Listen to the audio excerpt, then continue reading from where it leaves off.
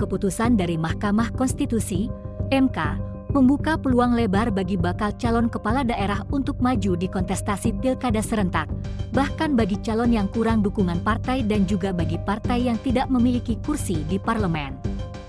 Termasuk salah satunya Ratu Dewa sebagai bakal calon wali kota Palembang yang hingga kini belum memenuhi syarat 20% dukungan. Namun, keputusan MK tersebut tampaknya membuka peluang bagi Ratu Dewa untuk maju dalam pilkada Palembang. Bahkan, kabarnya jika dilihat dari perolehan suara sah, paslon Ratu Dewa dan Prima Salam sudah memenuhi syarat untuk mendaftar.